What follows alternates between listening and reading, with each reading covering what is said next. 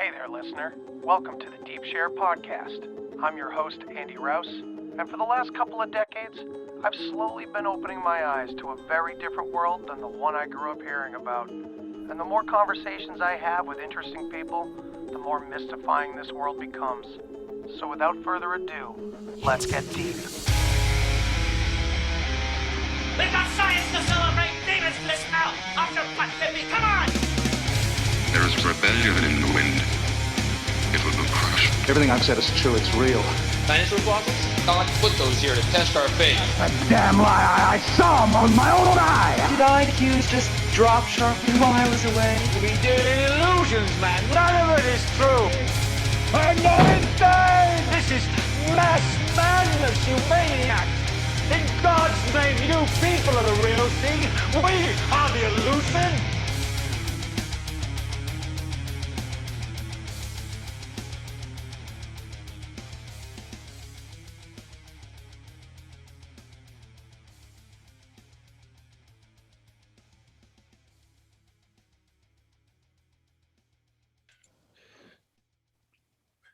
Welcome back to the Deep Share. Tonight, I've got with me Konspiracy Kyle. Kyle, how you doing, man? I am doing great. Thank you for having me on. This is it's a great time. I had you on my show a few weeks ago. Here we are on yours. Let's get to it. Hell yeah, man. I'm glad to have you. And as soon as we started talking before on your show, I was like, dude, we're pinging off each other all the time with all the same themes and stuff. So I really wanted my audience to get to know you a little bit, you know. So give us a little background about how you got into podcasting and where you got into. I mean, we all know that you probably were a Star Wars fan from childhood, of course, but how did it kind of interplay with your more adult brain coming into all these conspiracy theories and stuff, you know, that kind Sure. of thing? Yeah, sure. Absolutely. So yeah, of course, I've been into Star Wars since I was, in middle school, which was, far after the original movies came out, right? Mid 90s, kind of got them on VHS. I think back here in my display, I have some of the VHS copies of Star Wars back here. Nice. But, it's one of those things that's always stuck with me. I think as you're a kid and kind of grow up, like you have a lot of different things that you're into, right? A lot of them kind of fade away over time. Like, before Star Wars, I was really into like, Ninja Turtles or like, Pokemon or something like that. But then like when Star Wars came around, like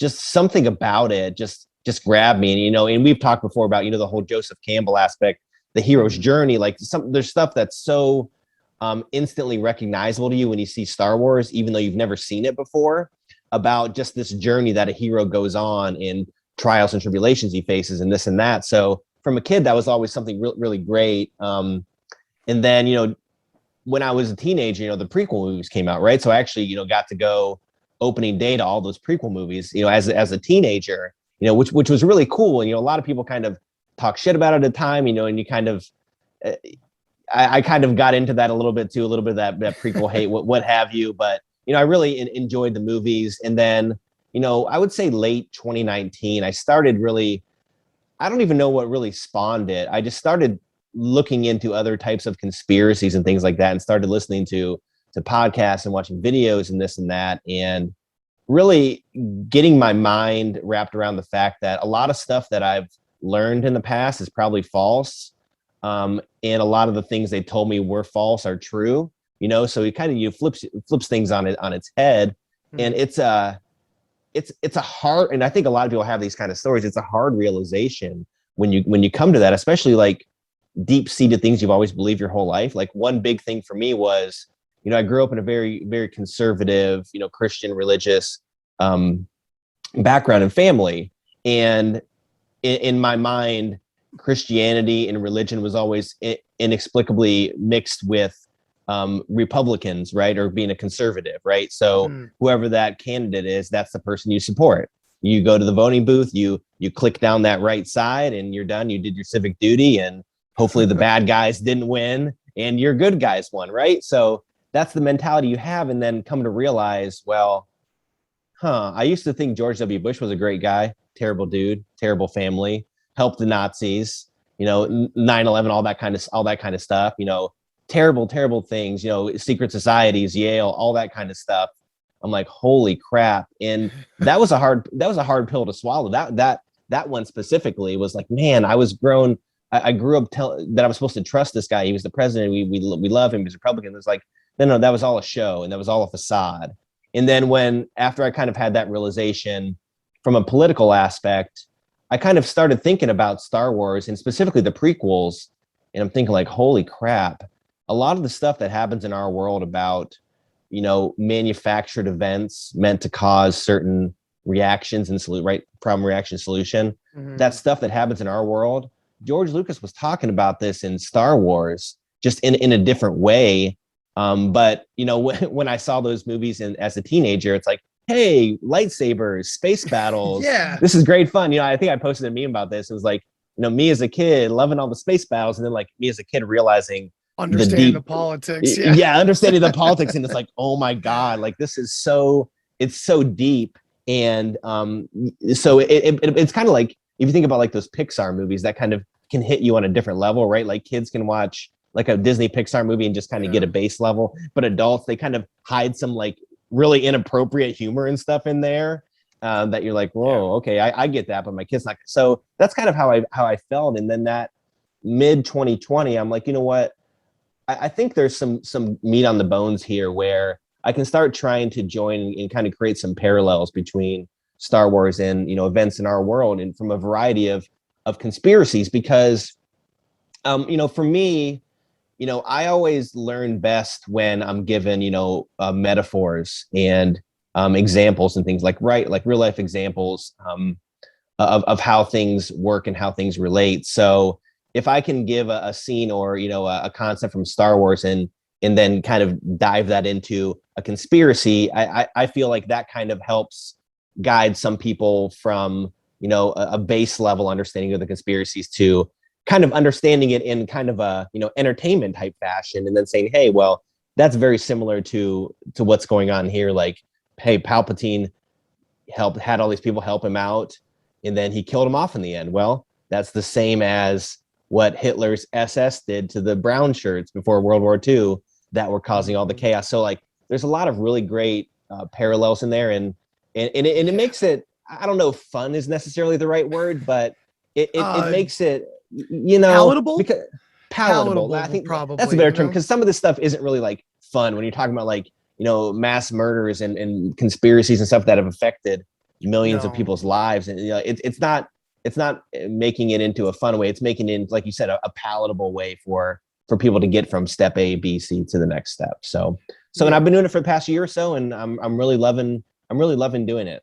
That's awesome, man. Yeah, I love your podcast, and I love all this information because I'm a huge Star Wars fan, and I always, as you know, was a fan of Joseph Campbell and the connections there to the deeper stuff, and I just love that you're putting it all out there for people, because like you said, this entertainment idea, a bunch of people are kind of embracing that in the podcasting world now, and I want to do the same, like trying to add more of an entertainment aspect to it, because it's not just to say that people are dumb and they just want to be entertained. Like, I think that's sometimes what people take from that idea, but what more of it is that like our souls want to be entertained. Like, we're here to enjoy ourselves, and if we can, I think with Star Wars, correct me if I'm wrong, not only does it parallel a lot of the crazy shit and maybe the scary shit that's going on in our world, but could it not be, a little bit of hope?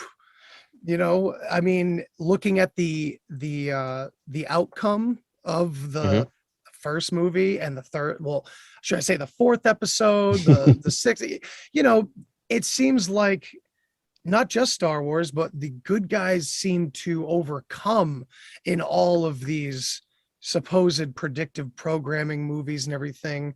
So, I don't know, what do you think? Like, do you think George Lucas was in there to help us out, or something like that? Yeah, I kind of take that two ways from that angle. Yeah, absolutely. I think, and especially at that time in the 70s, a lot of other movies that have come out around that time were very influenced by our involvement in Vietnam, right? Because, early mid 70s, we just gotten out of that war. So, I mean, you see stuff like Apocalypse Now, other stuff like The Godfather, Taxi Driver, like all these really really great movies, by the way, but really dark. Oh, yeah. You know, dark Deer movies. Hunter. Deer Hunter, yeah, My very God. deep, very powerful movies, but it's not they're not fun to watch. You know, it's like it's a grind to get through some of those, but you know, they were done for a purpose. But he looked around and saw there wasn't really much good like children's programming, you know, like good natured stuff for kids to listen to and to get a hopeful feeling about the future. So to your point about hope, you know, it was so dismal because the world Vietnam War, you know, just like, you know, you can make parallels to Afghanistan. What was the point?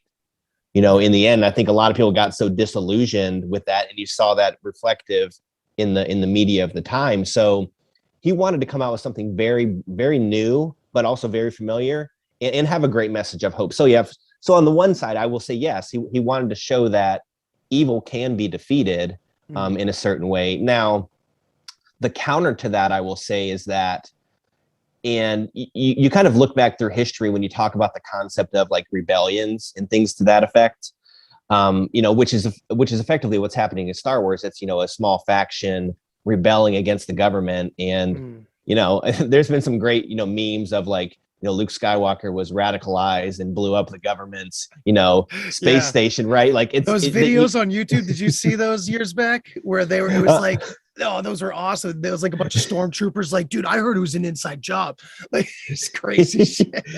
Right. So it's like, you know, from the government perspective, it's like a terrorist attack. But like the idea of rebellion, like I don't think it always works out as well as it does in the movies, right? Like the movies give us those good feels, but more often than not, I think rebellions, and I think you kind of see this. Were you into like the Hunger Games novels or like the Hunger Games movies? Not as much as I probably will be now, because it's probably just all symbolism and I want to look into it again. I'm rewatching everything. That's like my new hashtag, rewatch everything. Yes, because there's something in there, or like you're going to be like, oh my God, I can't believe I like this because it's telling me da da da da. So, right. But like with the Hunger Games, I think it's a good example of this rebellion thing gone bad is, you know, it's total totalitarian government. And at the end, like quote unquote, the good guys win. But now they're kind of more or less the same thing as the government they took over, right? So I think, you know, in the real world, when a rebellion becomes successful, does it just become the government that it replaced? Because you have to do so many terrible things to overthrow government, you know, like really terrible things. You have to become them.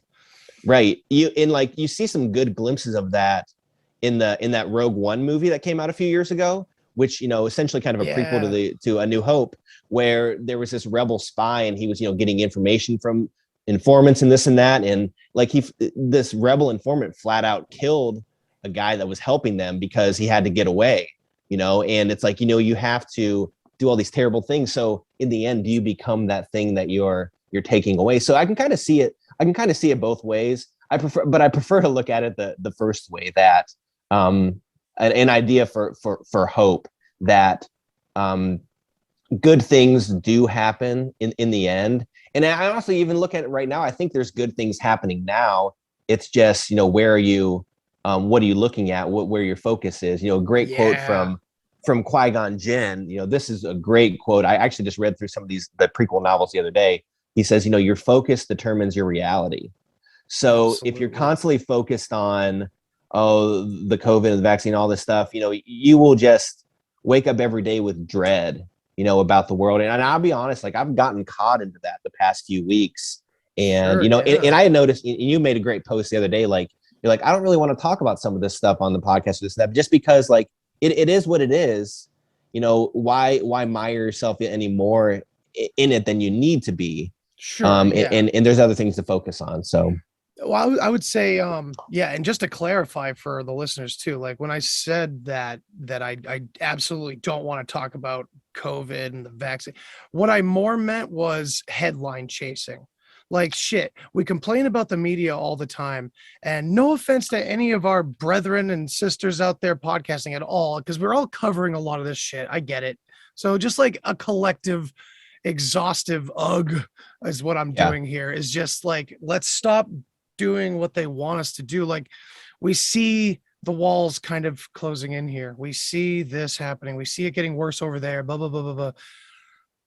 I think it's time to turn that shit off. I don't know. I don't know, man. Maybe that's what they want us to do. I don't know. I'm a little confused at this moment in time, because it seems like it's just best to focus on your immediate surroundings and reality. It seems proven time and time again that really is the key. You know what I mean? Right. And one thing one kind of, thing I'll talk about, Star Wars related along those lines is, and we'll probably get into this later on, kind of going through some of the prequel totalitarian stuff. But one interesting element about that is, in these prequel movies, the Jedi, who are supposed to be like these monk-like beings that are supposed to be looking inward and not focusing on themselves, but focusing on the bigger picture of what's going on and understanding how they're tied to nature and how things are going and how things are supposed to be going. That was what they were supposed to be doing, but they were sent out into the battlefield instead. And so their reality was war and nonstop conflict and fighting, and they lost that inner strength and inner peace. And essentially, that was a rift that kind of helped to tear the galaxy apart. So no different than what's going on today is if we're dragged down by these, we're abandoning some of our core missions. Wow, you made me think of something I never really thought of before, because for the longest time I've always thought of Jedi as like samurai, the perfect parallel to samurai. But what I never really thought of was this idea that, they really aren't, they shouldn't be there to fight. You know what I mean? Right. But they are. Yeah, absolutely, because war is just embedded into that beautiful spiritual wisdom. Yes. They just turn it towards that violent negative. And I've actually, like I said, I was reading through they released companion novels for each of the prequels. And Star Wars is one franchise that why I love it is because it wasn't based on a novel. They kind of wrote the companion novels after the fact. But when you think about things like, Lord of the Rings, Harry Potter, all the stuff that I love, you inevitably, when you're talking with people about it, it's like, well, in the book it was this, in the book it's like, okay, I get it. It's a different adaptation. Like, let's just talk about what it is. But I think with Star Wars, with the prequels, the books give so much extra context to what's going on. And in the third one, Revenge of the Sith, the guy that wrote it, I think he actually had like a martial arts background. So he actually got really in depth on each of the Jedi and their fighting style, and using different words and terminology that I don't remember, but they each focused on the Force in their fighting in a different way. Obi-Wan had such great vision of what was about to happen, and he saw so many things happening before they happened, so he was able to do it that way. Mace Windu, who we're just going to call him Samuel L. Jackson because come on, he's Samuel L. Jackson. That's right. He basically tapped into a little bit of the dark side to be able to fight evil. And we'd kind of talked about it a little bit earlier, right? To fight evil, you kind of have to fight fire with fire to a certain extent. But that kind of prompted me when you talk about the samurai, how when they got into these battles, they each had different styles, right? Like you would see in all the classic Kurosawa films about the different samurai and how they approach different situations. But I think they were meant to be like meditative beings, really, really deep thinkers, kind of think, like your Greek philosophers or what have you, but they got, conscripted into war. And then, war is hell, and war change and it never changes in any world. It changes everybody. Yeah, absolutely, man. So let's get into some of this stuff, because we surely have plenty of Star Wars fans out there listening. And for those that haven't heard your podcast, let's get into some of the crazy parallels that really drove you into this, and the ones that you've been seeing lately, especially the prequels, man. We talked about it beforehand.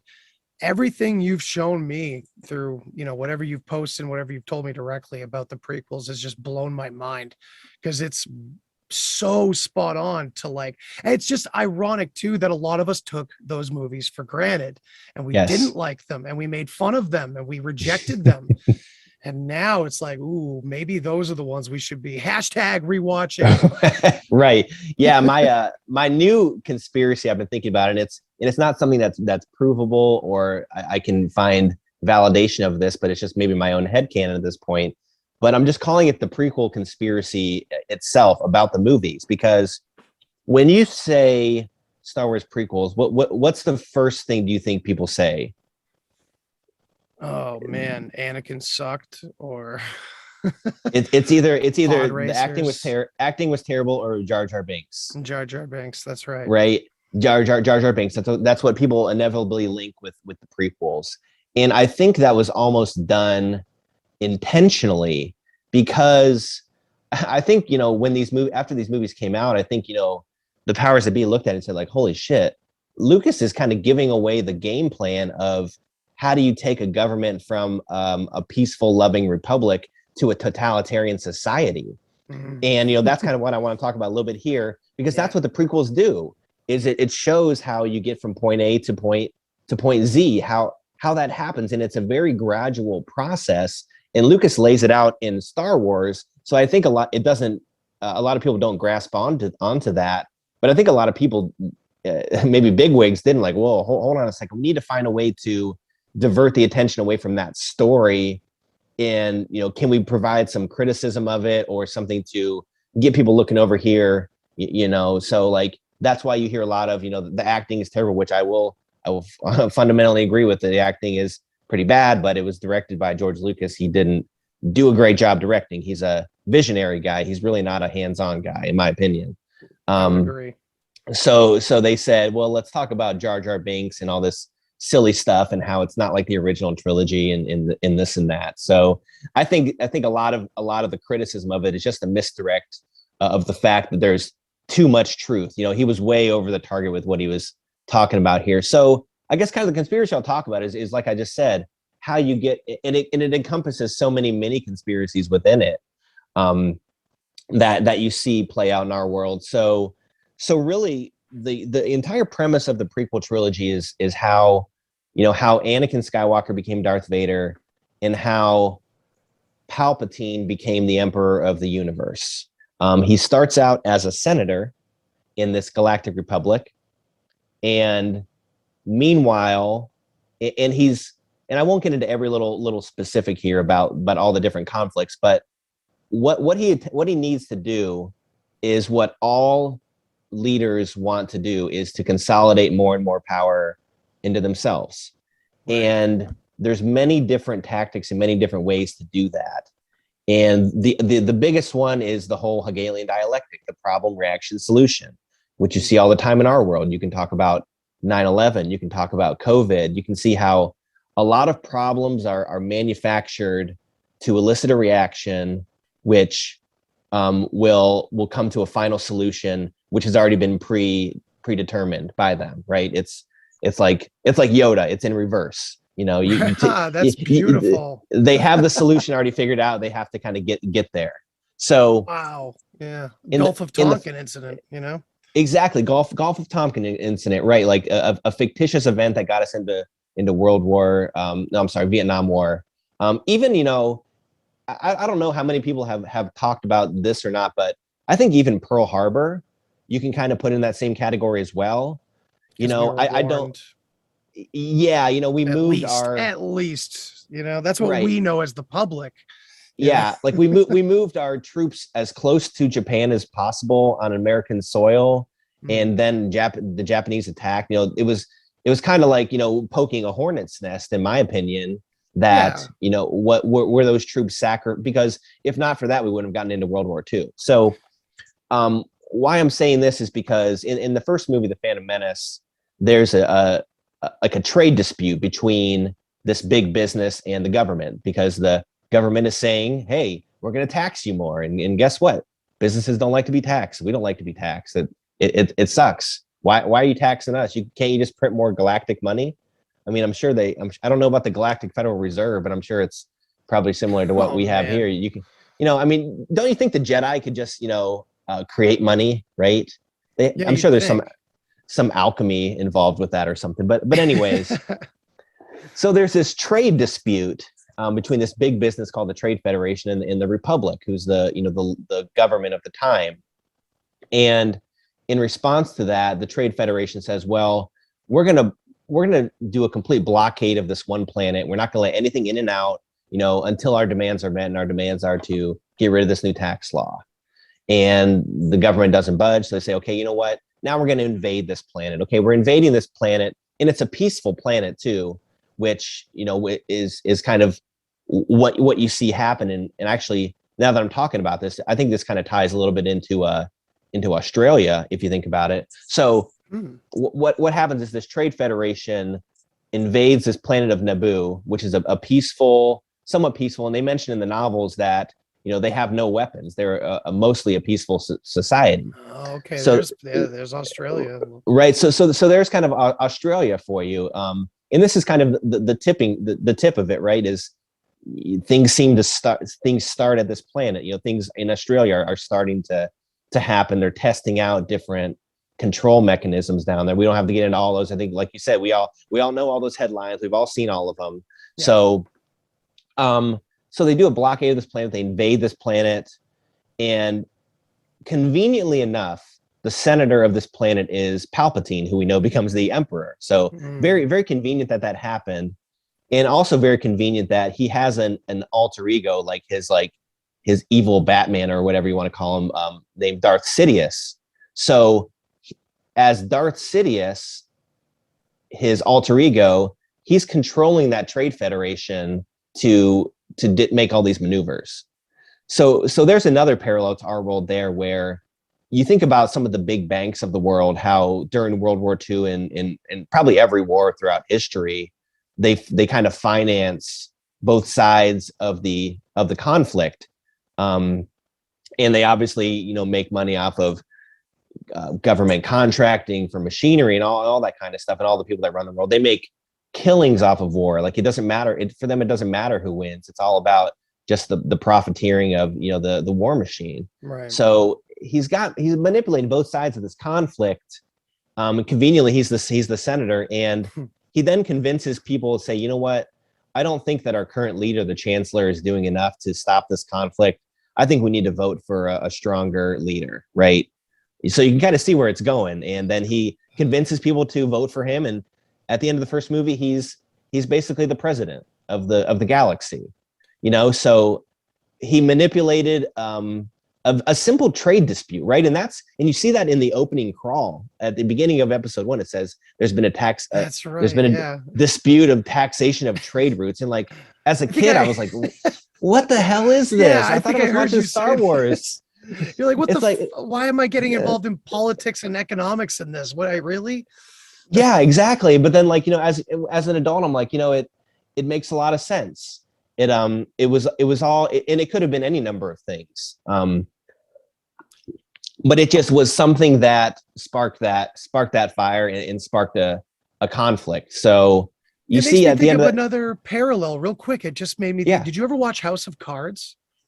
Yes, it's very much like House of Cards. Look at his rise. He didn't start out as vice president. He starts out as like a congressman, right? And he was the right deals.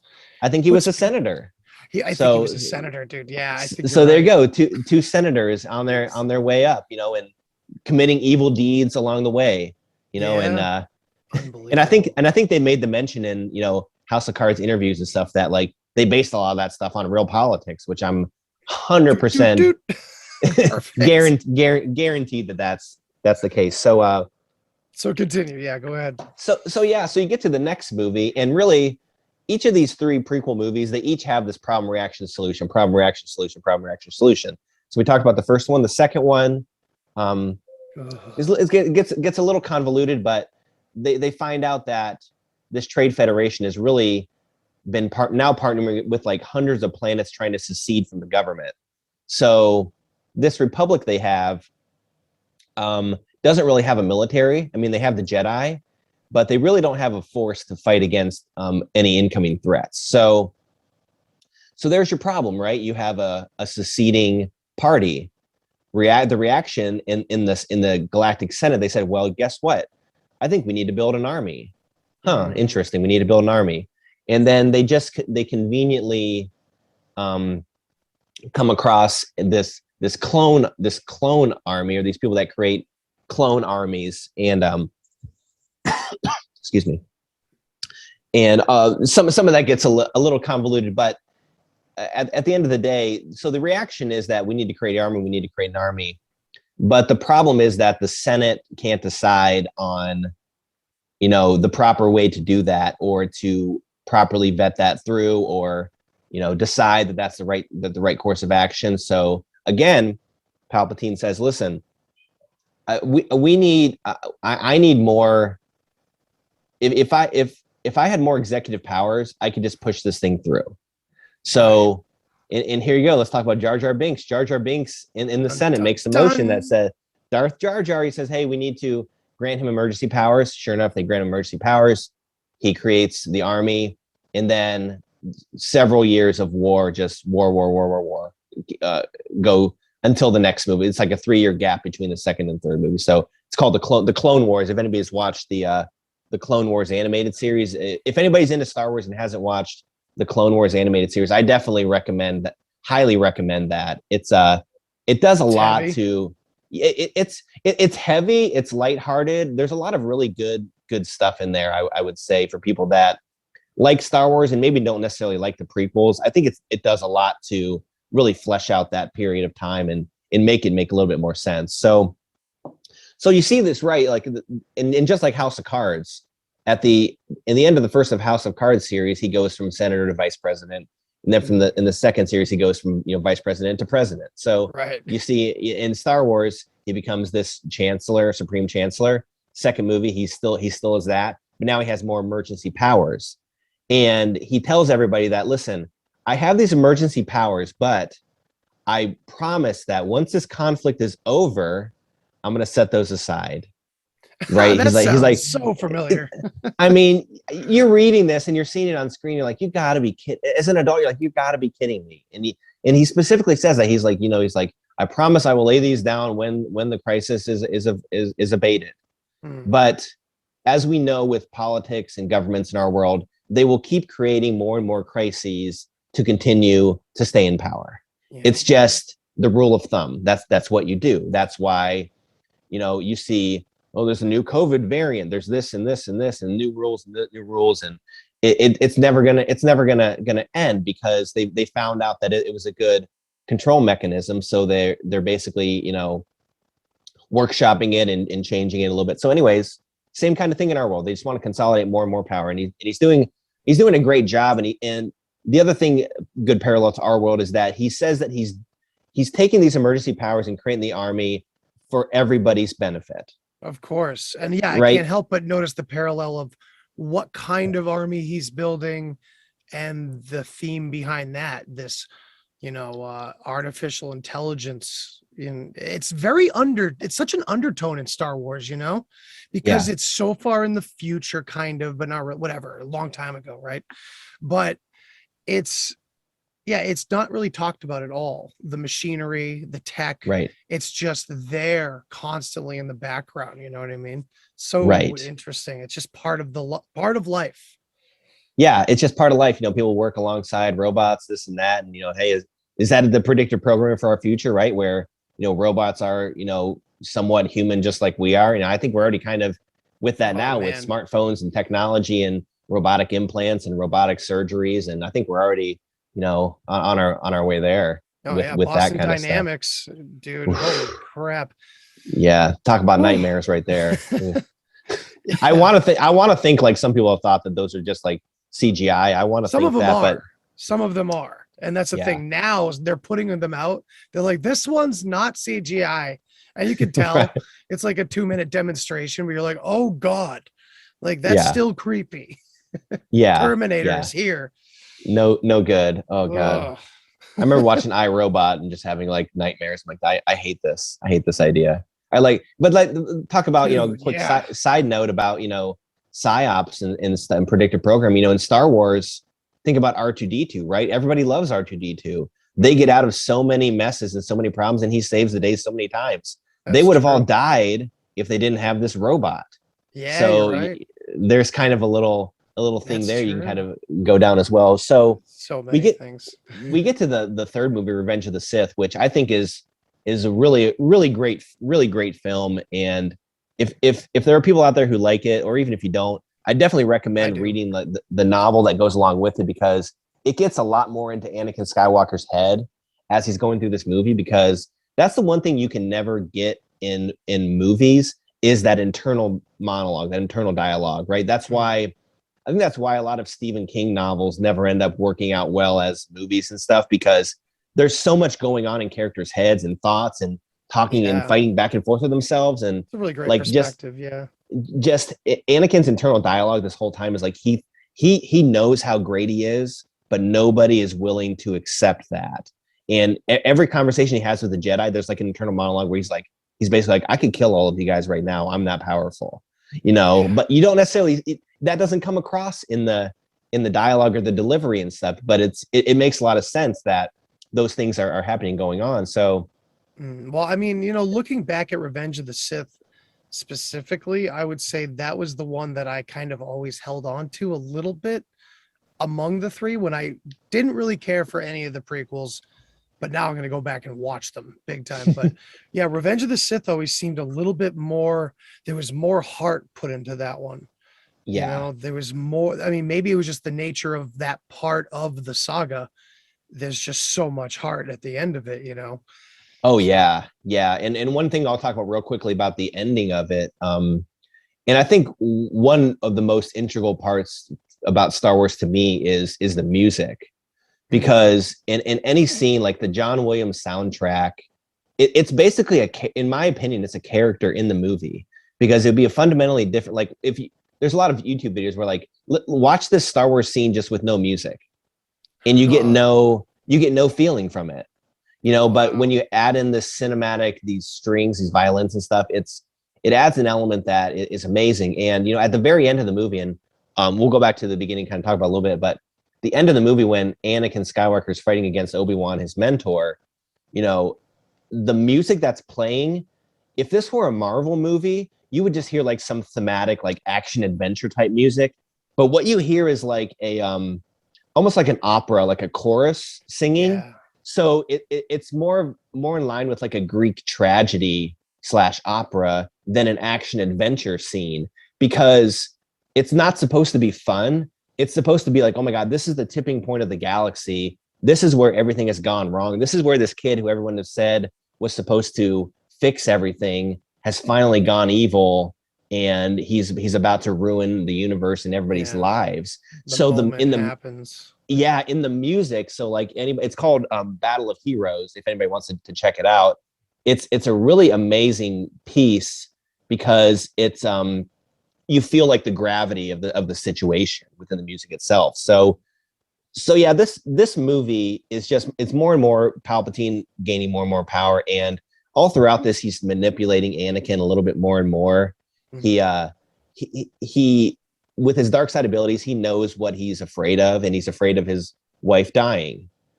So and he manipulates that to his advantage to say, listen, my master, who eventually reveals to Anakin, he's like, listen, so, spoiler alert, I'm the evil Dark Lord that you guys have been trying to find this whole time, like you bunch of idiots. Yeah. Like, how'd you guys miss it? But to what we talked about earlier, the Jedi were so confused and fighting wars and all this kind of stuff that they couldn't see what was right in front of them.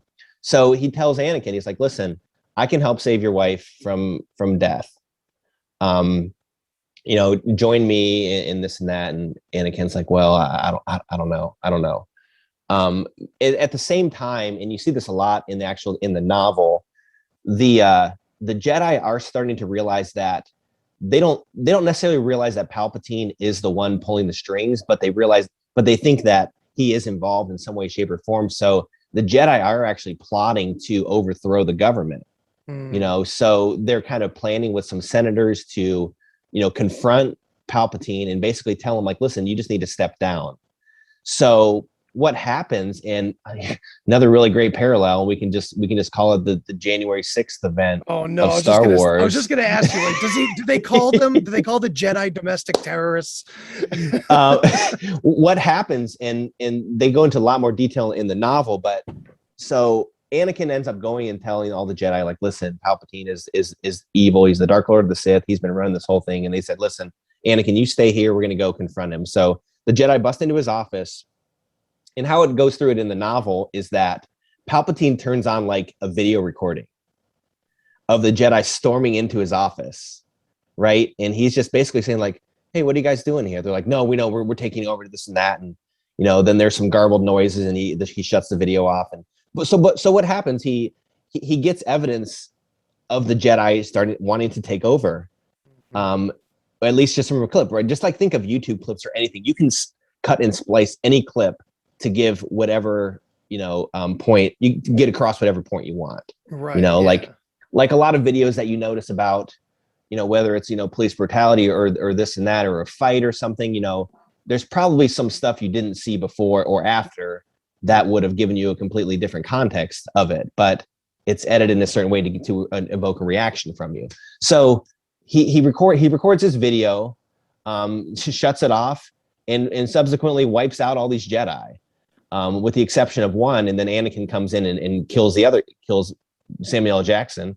Then all the Jedi are defeated because Anakin was saying, listen, like you can't kill this guy. He's like, I need this guy. He's like, this is the only guy that can help save my wife. So together they kill them. And then Palpatine says, listen, we obviously know now that the Jedi are domestic terrorists, right? Let's just throw that in there. Yeah. And then he's like, you need to go to the Jedi temple and kill them all.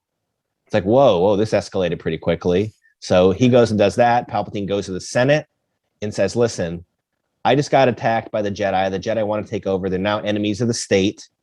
They need to be hunted down and defeated everywhere. So you can immediately talk about the January 6th vibes in a more of a metaphorical sense, right? Like people who have this certain ideology, whether they were involved with this weird event or not, they're enemies now, And not just January 6th, because they're talking about anyone. I mean, it's not like laws are being passed yet, but like they're talking about anyone like us that talks poorly about current events, all these things. Any dissent. I mean, they haven't used the word dissent yet, but man, it's coming when they just say no dissent. You'll have to put on the glasses to see it, but it'll be there, And they use that domestic terrorist willy-nilly now. They can fit whatever narrative they want in there. And they say people who believe things about wrong about the COVID narrative are domestic terrorists. Like that doesn't even make any sense. So he's now labeled the Jedi enemies of the state. And here, talking back about the clones, right now you have this AI army. He flips the switch on those and says, hey, you have to go kill all the Jedi now. And they say, okay, and they do it. So the Jedi Purge, what's called Order 66, but this Jedi Purge, I think of it in two ways. For one, it's, removing any political opposition to him. But the other way I've been thinking about it more recently is, like we talked about, there was really no army other than the Jedi. Like the Jedi were really there as a buffer between the government and like the people, like to protect the people. The Jedi are kind of almost like a galactic police force, if you think about it. They were essentially meant to protect the people. So, right. And peace also officers. The Jedi, peace officers, but they also had very powerful weapons. Right. They themselves were very powerful weapons. So the Jedi Purge, I almost kind of equated also to like gun control, where they purged out all this. Now the average everyday galactic citizen can't defend themselves. Yeah. Right. So you can kind of think about it that way too. And they went for the children. Yes. And I know that we kind of skimmed over that. I know you're trying to get through the and I want to get to the end too. But that scene in particular where he takes out the kids, I feel was like a massive moment in Anakin's descent.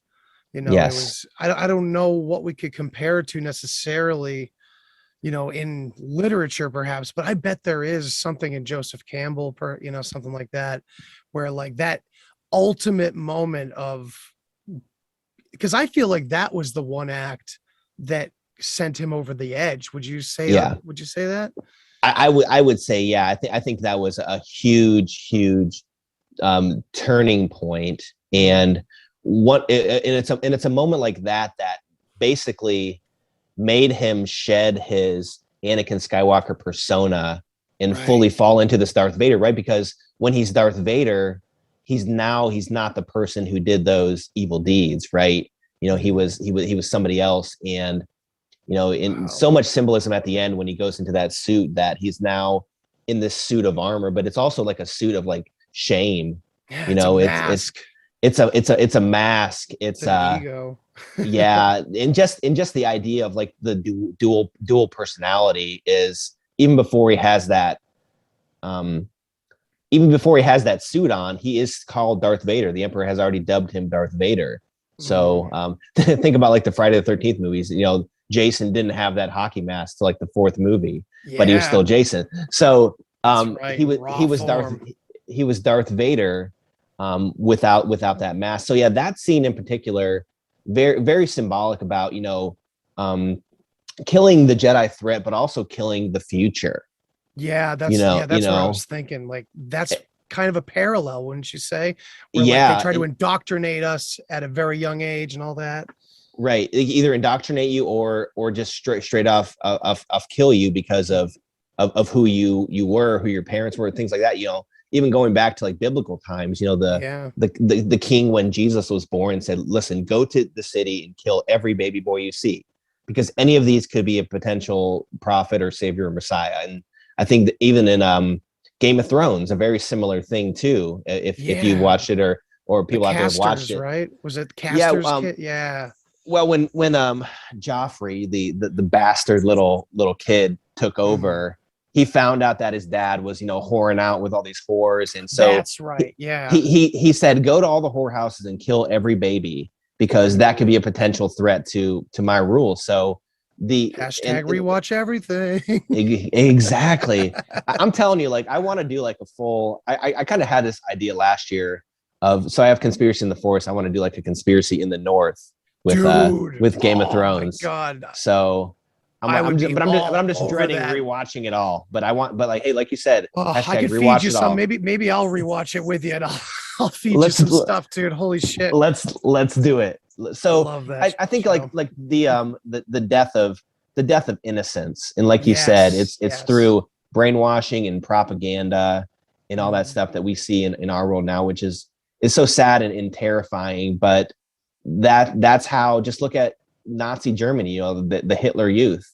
The Hitler Youth was essentially like a Boy Scout troop, you know, that they would just go out in the woods and do all this kind of stuff, but at the same time, like feeding them this indoctrination to hopefully grow up and be this thing. And with this Jedi Purge, you see, it's the complete opposite. It's the complete destruction of that innocent. And and that scene really took me aback. I'm sure it did you too. You're like, whoa, this is dark. It's very dark. I'm glad I wasn't a parent when I saw it. You know what I mean? Because I would have been like, oh my God, George, what have you done? I can't watch anything. I can't watch any of this.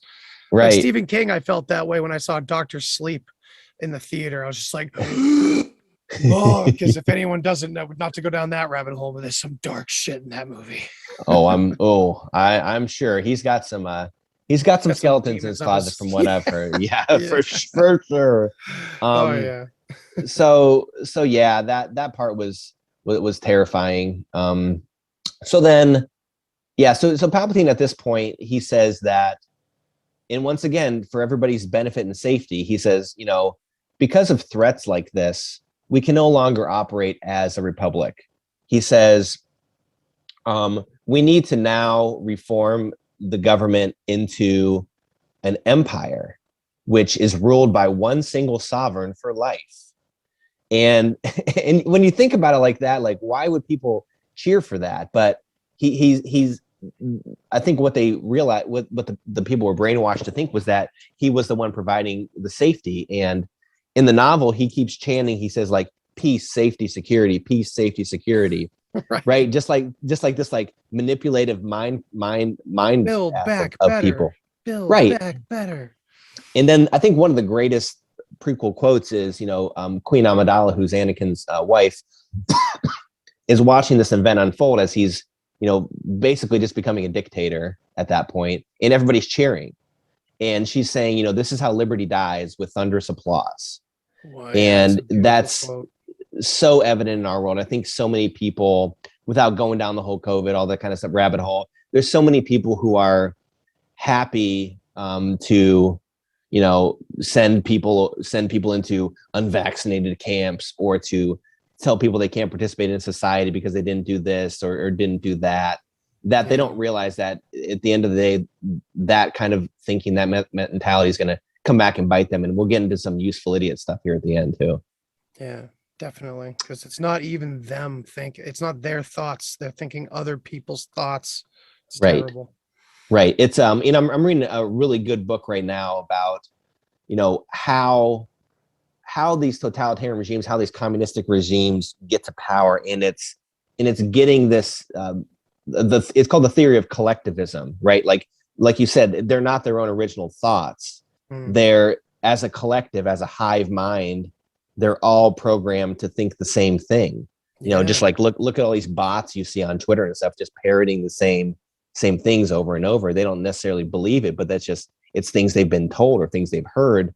They just repeat it out, and they think that's what it's supposed to be. So it's real crazy. And what an interesting parallel there, or what an interesting setup that is for right? Because us as like free thinkers, conspiracy theorists, whatever you want to label us, we all come together in a community, and we're awestruck by the fact that we're all strangers. We all do our own independent kind of research from our own angles, our own perspectives, our own direct experiences. And lo and behold, many of us come to the same exact conclusions and see that same line of thinking, that same thread that we all share with each other. We're like, oh my God, we come together and form something over something tangible that we're all connected to somehow. We're not just buying into someone, we're hearing it, and we're going and checking it out and going, oh my God, this is, you know what I mean? So they want collectivism, and it's a fake collective. You know what I mean? It's that freaking mimicry I always talk about, because ours is like a real unified idea of free thinkers finding the truth against all odds, a group of skeptics, perhaps you could say, just to go off on a crazy tangent. No, I love it. I mean, it's the concept of being told what to think or knowing how to think. And I think a lot of us know how to think about all these certain situations where, like you mentioned about, news articles and stuff, like we can look at a news article and already tell you where this is heading. Yeah. We've already been thinking about it. We've seen this stuff, over and over again. And we, like you said, we come to a lot of those similar conclusions because a lot of these patterns repeat over and over again. And they're not very original with some of the stuff they do. No, it's very fractal. I've been saying. Yeah. Lately. So let's keep going with this. Revenge of the Sith. So that happens. So he takes power. Anakin wipes out all the Jedi and men, women, children, which he had done before to the Sand People, and now he's done it to humans as well. So you see the de-evolution of him, right? Where he saw these one people as animals, and then he applied that same methodology to the Jedi, that they were animals, traitors, and did that. So it's almost like a serial killer type mentality. So Palpatine takes over power. Then he also tells Anakin, he's like, listen, now the last thing I need you to do is, like remember those Trade Federation guys that have been helping us out this whole time, fighting these fictitious wars, funding these fictitious wars, creating all this struggle in the galaxy so I can maintain more and more power. I want you to go and just kill them all, right? Because we don't need them anymore. So there's your useful idiots right there. And, if anybody's not gone.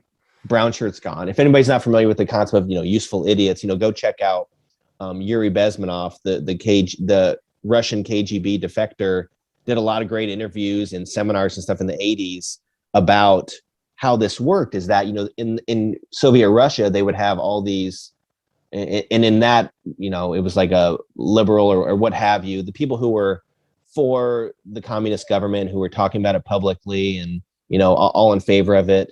In the end, they also were going to get lined up against the wall and shot as well, just because they knew too much, so that's similar in our world too. Like we mentioned, a lot of people cheering on tyranny, that has a way of coming back for you too. And when Anakin goes to kill all these people, so he goes, wipes them all out. He's about to kill the last guy who's the leader of the Trade Federation. And it's a really great ironic quote. The Trade Federation guy says, what are you doing? Darth Sidious, he promised us peace, and boom, wiped out. Yeah. No response. You can't reason with a madman. You can't reason with an egomaniac. And that's part of this other book I'm reading is about narcissistic personalities too, and how those are the people that rise into these totalitarian roles. And there's all these different, fear and manipulation and all these tactics they use. So you can't reason with that kind, and you shouldn't go along with that either. So, but anyways, at end of the day, Anakin has to fight against his old mentor, Obi-Wan Kenobi, loses, gets put in that metal Darth Vader suit.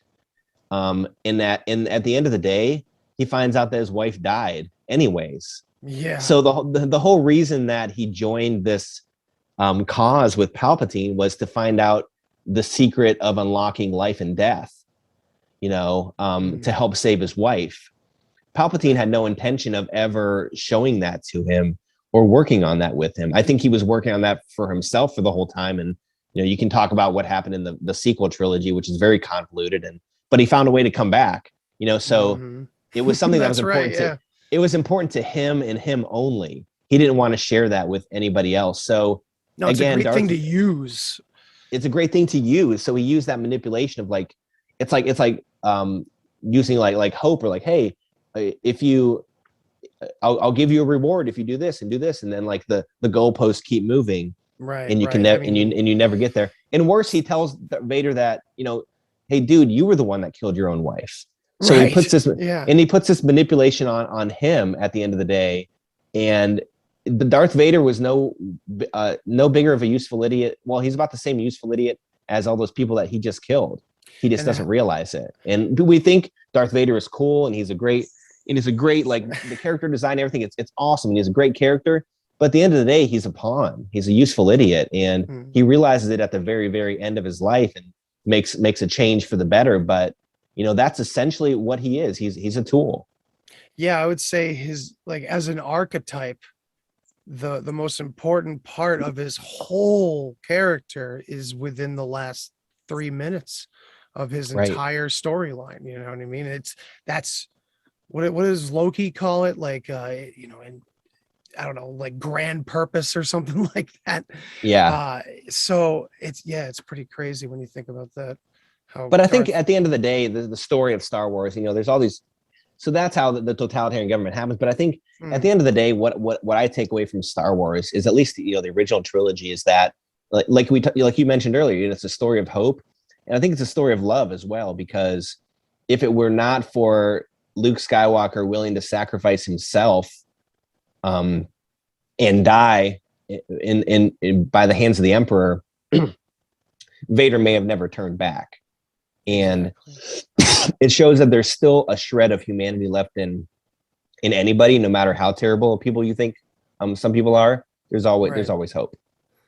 Damn right. Yeah, the useful idiots is a terrible term. It's something that you almost, it feels psyopy right off the bat, because because that's like when we see it all the time, when people into conspiracy theories just shit all over people that don't look into this stuff. And it's like, there's a lot to be said there on both ends, I guess. Yeah, sure, people should be encouraged to do their own research, and definitely, I don't like this back to the 80s idea of stupidity and not reading and not looking into things is what's cool. And literally, it's the last thing you want to friggin' hear about is someone looked into something. That is very sad indeed. You know what I mean?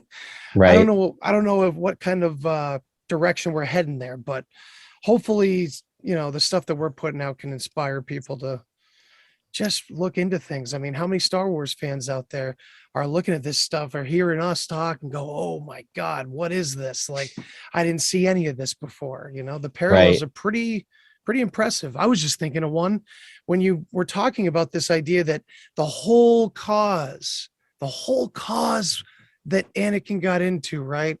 All the pain and all the suffering, all the killing, and his wife died anyway, right? Right. Feels a lot like what we just pulled right out of. Even though it's not about a single character, we just pulled out of Afghanistan after 20 years, all that death and pain and suffering and energy that was sucked out of us as a nation. And started, the whole cause was to, all the fake causes, you could say, to, create a better world over there, create our vision over there, right? The American dream over in Iraq and Afghanistan. And we leave and it just immediately falls to shit. And Right. it feels almost like a magical kind of occult sort of ritual in a way, like a building up to drop the bottom out at the last minute, pull the floor out from under everybody. Right. And it's like poetic in its irony, Yes. And that's when you were talking about how choruses were, the singing choruses during that amazing battle scene between Anakin, and it's just like, it's a Greek tragedy. It really is. And yes, I would say that the original trilogy, where it gives so much hope. And I think the prequels, maybe George was under different feelings at the time, or maybe by that point, I don't know, man. It feels very in our faces with those prequels. Maybe he was desperate, perhaps, if he wasn't controlled to begin with. Well, he did. I know that in some articles and some interviews, he definitely took a lot of inspiration from like the Bush and Cheney regime for the whole Palpatine aspect. When we were good liberals, right? When we were all liberals, and it was a good thing to be against. Well, no offense. I know you said you grew up Republican, but when 9/11 happened, a lot of us were like, we're all liberal. Right. We're all against these Republicans. And now it's like the wheels are turned, the whole pendulum flip back. And and people had asked, because the Bush regime was in at the time, they asked Lucas, they said, well, so basically, Palpatine is George Bush. And his response was like, no, like, I think you have that backwards. Like Dick Cheney was the one pulling the strings. And that's like a crazy red pill that I read. That was like a New York Times article. That's intense. But that's, the more and more you research that stuff, like he was 100% spot on. And I think people were turned off because of too much politics, I think, in the prequels. And I can understand from that perspective, but I think it wasn't unnecessary. I mean, like, I think what we've talked about here, it was done for a point and a purpose, and to show you how if you're not careful as a society, you can move towards this totalitarian society, and you may not even know it. Right, I think that's the crazy part is like what David Icke talks about, the totalitarian tiptoe. You go from A to B to B to C, and like, and even they talk, people who have survived World War II or Holocaust, that kind of stuff. They said, they didn't even really see this stuff coming. It was just, things just changed a little bit slowly. Yeah. Very slowly. Every day. And it was a slow diminishing of their rights all along. And, the galaxy definitely, felt the impact of that for quite some time. So, right. Yeah, man, I'm thinking super out there going into that, like, micro, macro, as above, so below. But yeah, that concept exists everywhere in nature too, because like, God, I think I had like some conversation with my wife about like, I think it's Andromeda is getting closer and closer to us. And eventually it's going to just blend into our galaxy. And she was like, what? I'm just like, don't worry. It's going to happen so slowly that like maybe over thousands or millions of years, if a species were to survive over that time period, you could see something happen. So, I mean, shit, you look at that, it's the same pattern, the same tactic, if you will, that totalitarianism goes. Maybe it's like a natural virus or something like that seeping through consciousness. Something it like doesn't that. feel natural to humanity. You know what I mean? When Right. when you look back to our roots, no matter what tradition, you see that Jedi like place to attain, to hopefully attain, and Mhm. to hopefully have that kind of society has always been like the hope. And yet there's always this slithering thing throughout every culture that destroys that. It's very interesting. And it's back to our And talk what about Joseph in Campbell, you know. Yeah, and one interesting thing I've noticed recently about Star Wars, and there's some stuff I've been reading, is that when you think about like this totalitarian government, you think of, when you talk about war and stuff, you think about these huge machines and all this kind of stuff. Mm. Throughout the movies, the people and creatures that have defeated that huge war machine have been ones that have relied on like nature. So think Yeah. about, like, everybody will know from Return of the Jedi, like the Ewoks, right? They're That's very right. not very technically advanced society, but they find a way to use all of their natural resources to combat this threat. And going back to episode 1, The Phantom Menace, the Jar Jar Binks, his Gungan society, everything they had was organic. Mhm. Everything they had was organic, and they used that to fight against the robots, and even the Wookiee army in episode 3, which you see briefly. Same kind of thing. It's all natural, all organic type stuff. So I don't know what to necessarily make on that, and I don't necessarily know what my point is with that. But That's I'm all sure right. there's some kind of meaning in there about the natural versus the artificial. I Yeah, think where it's always like wins out. you know, talking about the archaic revival kind of thing, you know, that's been around for a lot of decades now. Terrence McKenna, you know, Mhm. everybody kind of, and that's been happening. I mean, think about all our DIY outlets that we do now. Everybody gardens, or everybody builds their own this or that. Everybody, I'm looking for building plans a lot of times. I'm not looking for who am I going to hire to do this thing, you know what I mean? So it's Mhm. like it's this archaic revival. Maybe it's the messages that going back to the roots is always the answer.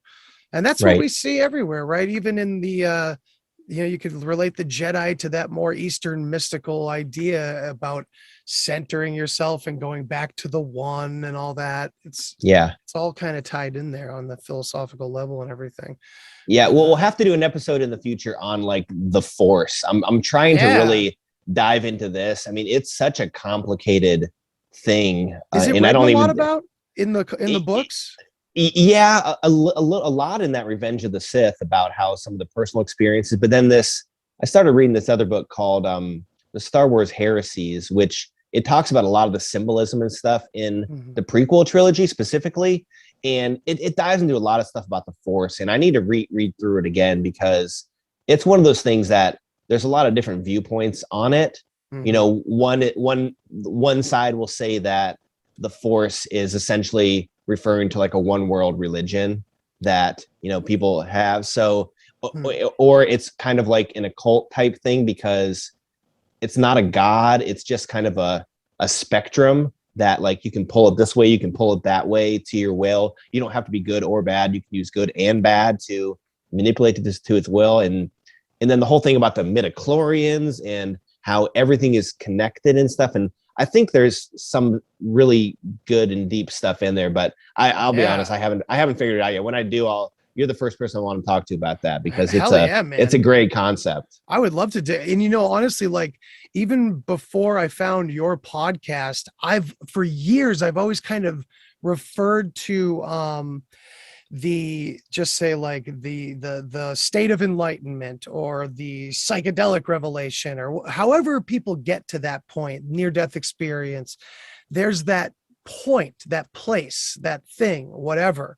And I like to call it the Force. I've always referred back Right. to Star Wars because it's the greatest example, because it is neutral.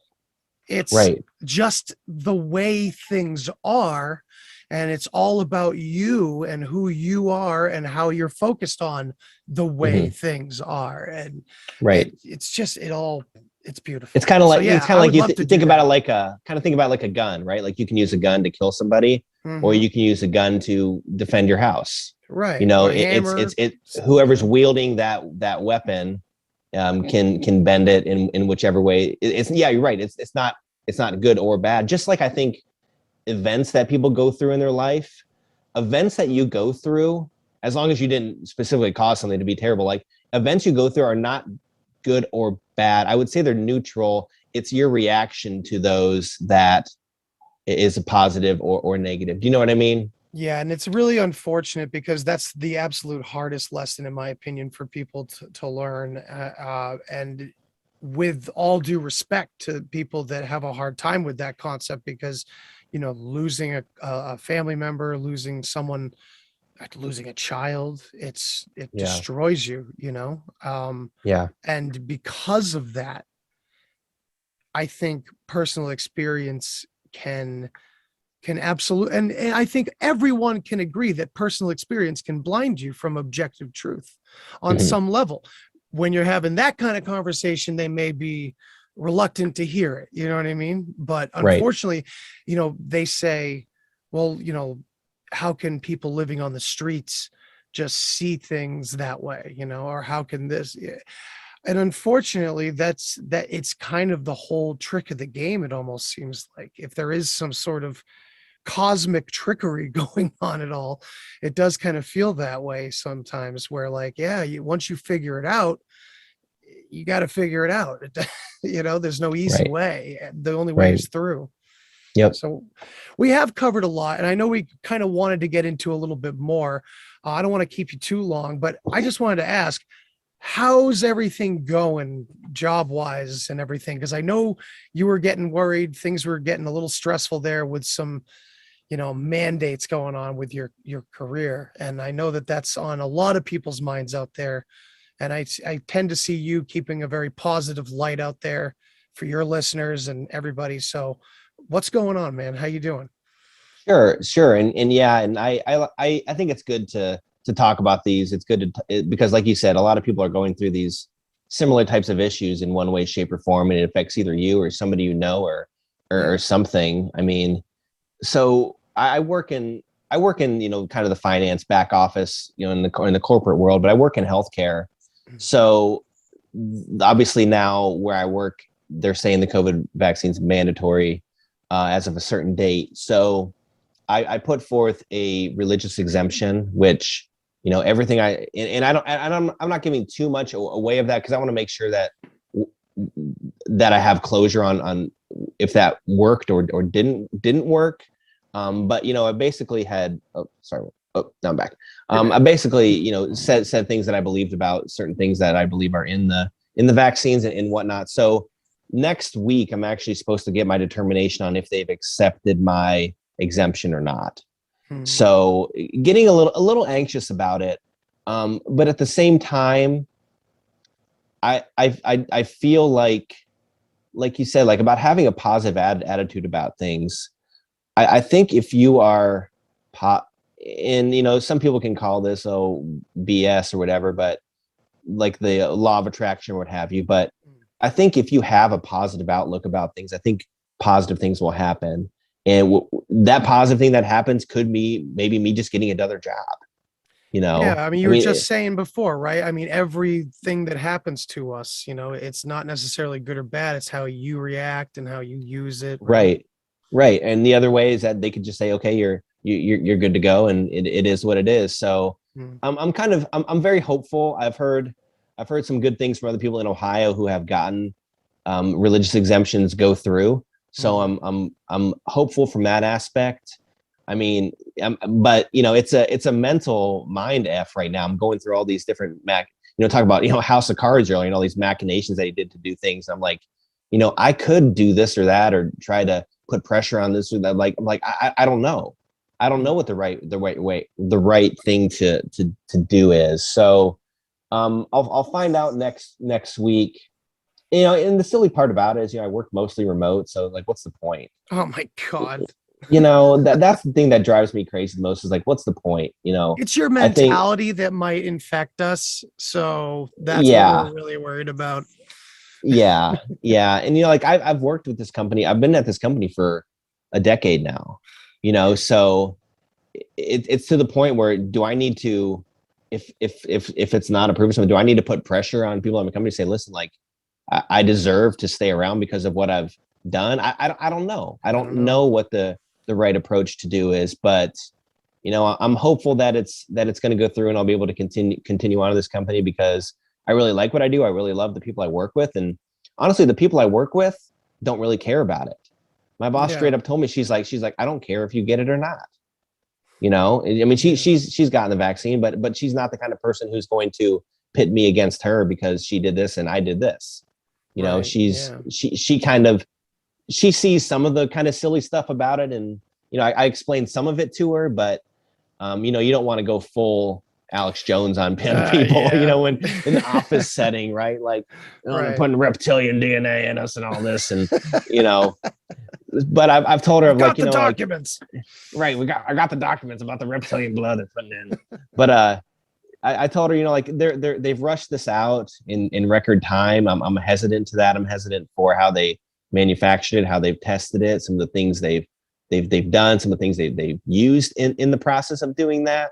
I object to, and it's just, you know, a personal choice. And I'm like, listen, if people are uncomfortable with it and they need me to just work 100% remote and not come in the office, that's fine. Just let me know. I'm not here to try to infringe on anybody else or even people that feel things differently than me. If people are worried about social distancing and masks all the time, I get that. I'm not here to infringe my belief system on them. I just want to keep working and honestly keep providing for my family and keep doing a great job at this company, you know, in the best way that I can. So I'm hopeful that it's going to work out okay. You know, if not, I have some time to figure out, you know, a plan B, which they gave us a lot of runway to do that, which I think was a good thing in a bad situation. You know, some people didn't have a lot of turnaround time at all at theirs. So anyways, still trying to figure it out. I'm hopeful, I'm optimistic,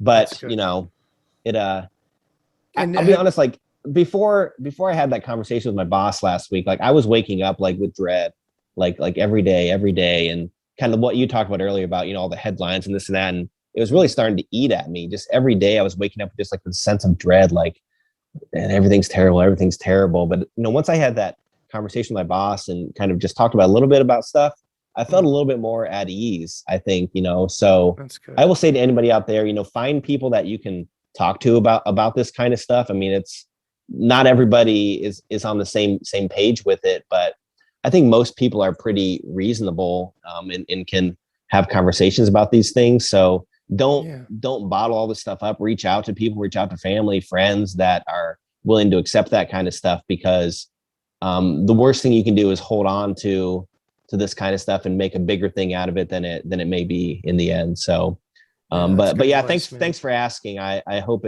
I'm very hopeful. Yeah. Keep us updated, and everybody send Kyle some good energy, man. Definitely. And, appreciate it. And yeah, I mean, reach out to us for all, you know, I'll seriously, I mean, that's what we're here to, like, you know, create this community and talk about these problems and kind of find solutions, you know? So, right. And on that, I mean, it's been great to have you on, dude. We'll have to definitely dive in deep on the Force and shit. Oh, yeah. And I would love to branch into this stuff. You're telling me that you're kind of looking into that narcissistic stuff. I am recently very interested in that. And it seems to be a cultural thing, like cultural narcissism can get passed down through generation after generation, you know. So these are some cool themes we could definitely dive into sometime. I'll send you the link. It's a free book on Kindle, so I'll send you the link to it. Yeah, please do. And let my audience know where to find you.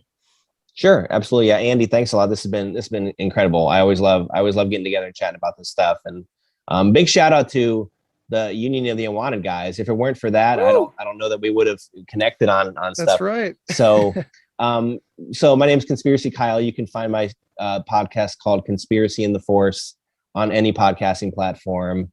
I'm also on YouTube and Rockfin and Twitter and Instagram at Conspiracy_Kyle, and it's conspiracy with a K to avoid censorship.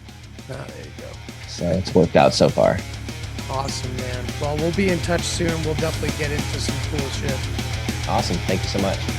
Thanks for listening to this episode of the Deep Share Podcast. If you want to hear more, then hit that subscribe button.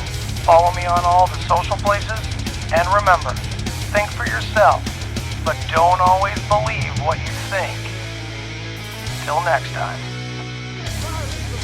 Human sacrifice, dogs and cats living together, mass hysteria. Enough, I get the point. You have meddled with the primal forces of nature. And you will atone. What do we know? What do we know? If I know what we know, then I can tell you what we know, and if someone else knows, okay? I mean...